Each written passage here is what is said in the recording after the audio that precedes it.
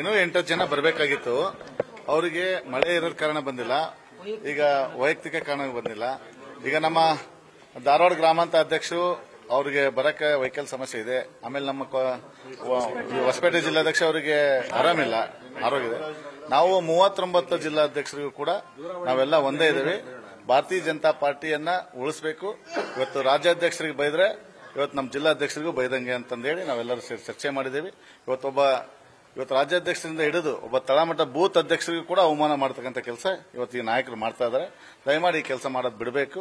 ಇವತ್ತು ಏನು ಅನೇಕ ನಮ್ಮ ಹಿರಿಯ ನಾಯಕರು ಬಲಿದಾನವನ್ನು ಮಾಡಿ ಕಟ್ಟಿರ್ತಕ್ಕಂಥ ಈ ಪಕ್ಷ ಉಳಿಬೇಕು ಅನ್ನೋದೇ ನಮ್ಮೆಲ್ಲರ ಅಪೇಕ್ಷೆ ಆಗಿದೆ. ಅದಕ್ಕೆ ನಾವೆಲ್ಲರೂ ಕೂಡ ಸೇರಿದ್ದೇವೆ. ನಾಳೆ ನಡೀತಕ್ಕಂಥ ಸಭೆಯನ್ನ ನಾವು ಫಸ್ಟ್ ಸಭೆ ಪ್ರಾರಂಭ ಆಗಕ್ಕಿಂತ ಮುಂಚೆ ಚರ್ಚೆ ಮಾಡಿದ್ದೇವೆ. ನಮ್ಮ ಮನವಿಯನ್ನ ನೀವು ಸ್ವೀಕಾರ ಮಾಡಬೇಕು. ಇದನ್ನ ಕ್ರಮವನ್ನು ತಗೊಂಡು ನಮ್ಮ ಇದನ್ನ ಕೆಲಸವನ್ನು ಮಾಡಬೇಕು ಅಂತ ಹೇಳಿ ನಾವೆಲ್ಲರೂ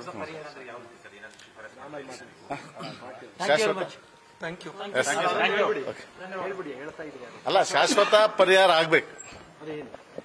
ಇದು 2ರಲ್ಲೂ ಒಂದು ಆಗ್ಬೇಕಲ್ಲ ಸರ್. ರಾಜಕಾರಣ ಮಾಡಕ್ ಬಂದಿದ್ದೇವೆ. ಇವ್ರು ನಾವು ಪಾರ್ಟಿ ಕಟ್ತೇವೆ, ಬೂತ್ಗೆ ಹೋಗಿ ಇವ್ರು ಪಾರ್ಟಿ ಕೆಡ್ಸಕ್ಕಂತ ಕೆಲಸ ಮಾಡ್ತಾ ಇದಾರೆ. ಅದಾಗಬೇಕು. ಅಂತರ ವಿರುದ್ಧ ನಮ್ದು ಹೋರಾಟ. ಇದು ಕಠಿಣ ಕ್ರಮ ತಗೋಬೇಕು. ಅವ್ರನ್ನ ಪಾರ್ಟಿಯಿಂದ ಹೊರಗೆ ಹಾಕ್ಬೇಕು. ಅದರಲ್ಲಿ ಮುಲಾಜಿಲ್ಲ. ನನ್ನ ಹೆಸರು ಅರುಣ್ ಕುಮಾರ್ ಸರ್, ರಾಣೆಬೆನ್ನೂರು ಎಕ್ಸ್ಎಂಎಲ್ಎ, ಹಾವೇರಿ ಜಿಲ್ಲಾಧ್ಯಕ್ಷ ನಾನು. ರಾಣೆಬೆನ್ನೂರು ಎಕ್ಸ್ಎಂಎಲ್ಎ. ಇಂಥವ್ರನ್ನ ಪಾರ್ಟಿಯಿಂದ ಹೊರಗೆ ಹಾಕ್ಬೇಕು ನಮ್ದು ಆಗ್ರಹ.